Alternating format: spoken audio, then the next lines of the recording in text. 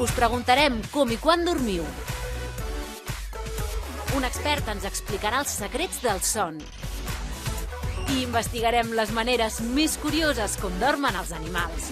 L'Infocar d'avui, ja ho veieu, el dediquem al son.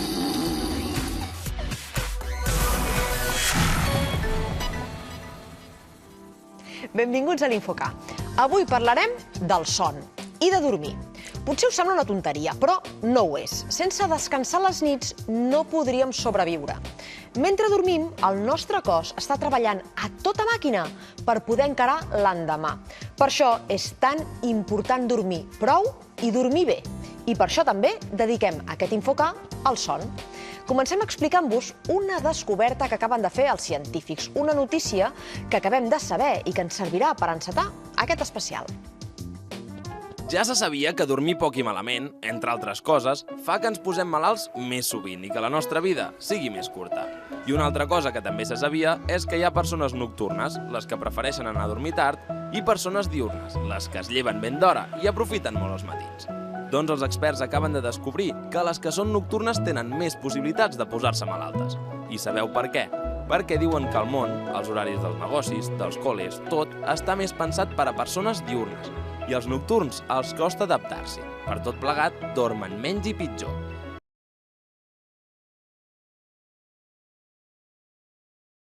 Per solucionar-ho, sabeu què recomanen els científics?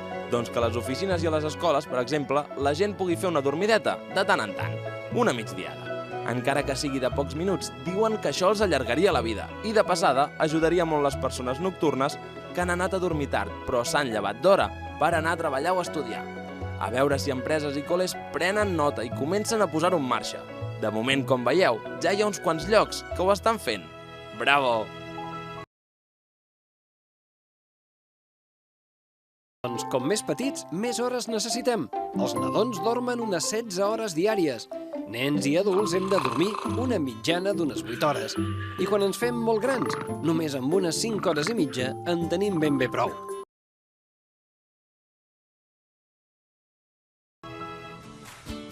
Les migdiades, ja ho heu sentit, són importants, però i a la nit? Dormiu bé? Dormiu prou hores? A veure.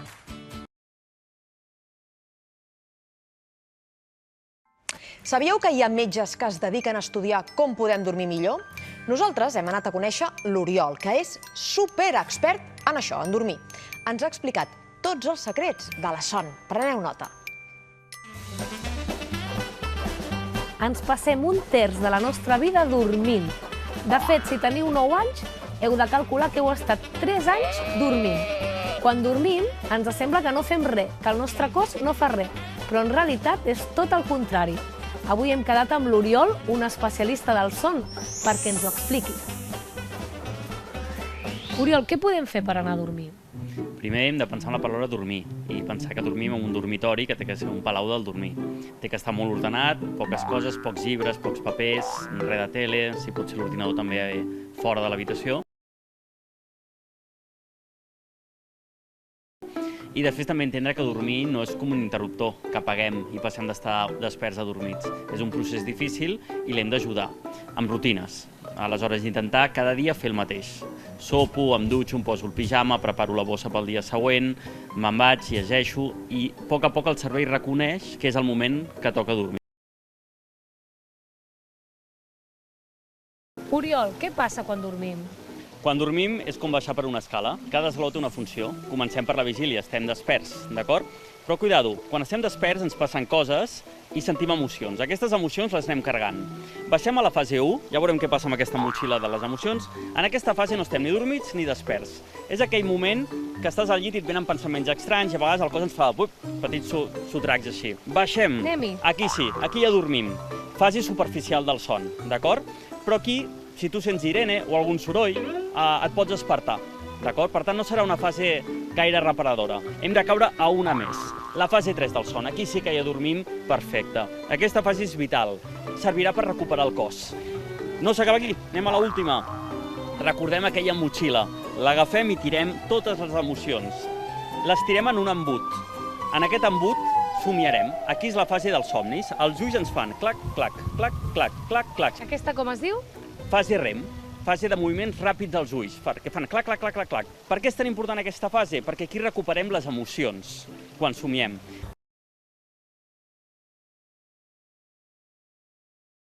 Oriol, per què serveix dormir? Doncs bàsicament per poder estar desperts. Dormim per poder el dia següent estudiar, jugar, disfrutar, estar contents. Dormir és com un tren que va avançant i a les nits, quan para, entren els mecànics, entren els que netegen, entren els que revisen que tot estigui ben apretat. Si no féssim això, el tren el dia següent pot avançar, però avançarà malament. Oriol, i què ens passa si no dormim? No dormir ens afecta a tots els nivells, començant pel mateix cos. Deixem de créixer fins a 12 centímetres si no dormim tot allò que haguéssim pogut dormir de petits. Cansament. Durant el dia notes que tot et costa, has de fer esport i et costa, et fa mandra tot. Puc ser irritable, em pot molestar tot molt, em puc sentir molt insegur. Emocionalment, la zona del cor també és molt important. Diem que som com una muntanya russa emocional. De sobte estic molt content, de sobte estic plorant sense saber per què i no tinc cap tipus de motivació. I també a nivell mental, a nivell de concentració. Doncs en lloc d'estar pendent del professor que m'explica, jo estic pendent de què està passant a un altre lloc o el meu cap està pensant en altres coses. També a nivell de memòria.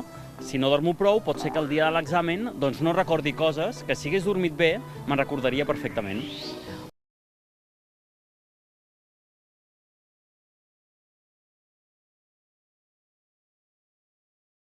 El més dormilega dels animals és el koala. Pot passar-se dormint 22 hores seguides, gairebé tot el dia. El peresós fa honor al seu nom i és el segon del rànquing, amb 20 hores de son. I el tercer és tot un especialista, el ratpenat, que dorm de cap per avall unes 19 hores diàries. Com més grans, menys hores dormen. Per exemple, l'elefant en dorm 3. O la girafa, que dormint 2 horetes diàries ja ha descansat. Si teniu animals a casa, ja sabeu que tant els gats com els gossos es poden passar moltes hores fent nones. Això sí, són capaços de fer-ho als llocs més insospitats i en les postures més inversemblants. Dormir de panxa en l'aire no és només patrimoni dels mamífers.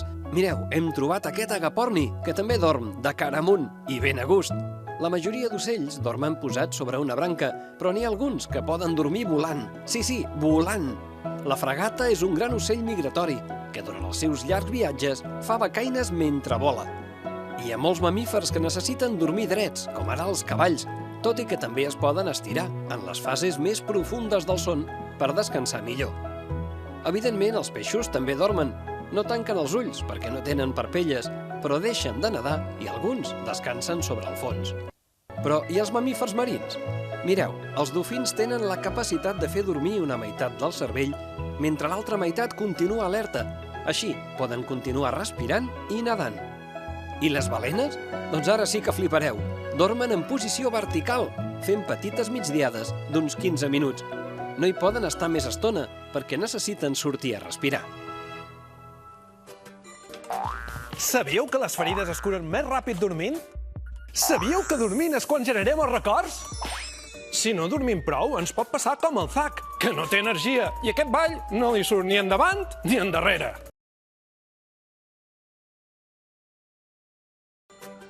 Un dels grans enemics del son és el mòbil. Oi, Miquel? S'ha viciat tant del mòbil que no para ni al llit. A més de jugar, no para d'enviar missatges per WhatsApp, WeChat, Snapchat i acaba empatxat, trinxat i ben enganxat. Llavors, el pobre Zack no es pot adormir i comença a donar més voltes que un ventilador. Això que fa el Zack és perillós per la salut. Efectivament, Xubi, els nens en edat escolar necessiten dormir entre 10 i 11 hores al dia per sentir-se amb energia i poder-se concentrar a l'escola. I com és això? Resulta que al final del dia, quan estan cansats i comença a disminuir la llum del sol, el nostre cervell segrega una substància que es diu melatonina. La melatonina és la nostra hormona de la son i fa que tinguem ganes d'anar a dormir. Com que la pantalla del mòbil fa llum, dona una senyal errònia al cervell, que interpreta que s'ha fet de dia de nou i baixen els nivells de melatonina, de manera que és impossible adormir-nos. A veure, quant temps de pantalla recomanen els experts? Doncs diuen que entre 1 hora i 1 hora i mitja al dia. I el que és més important, que sigui a la tarda, no a última hora del dia. I una hora abans d'anar a dormir, apagar totes les pantalles i deixar-les fora del dormitori. Així podrem gaudir de la televisió, de la tablet i del mòbil, sense que ens afecti el son i la salut.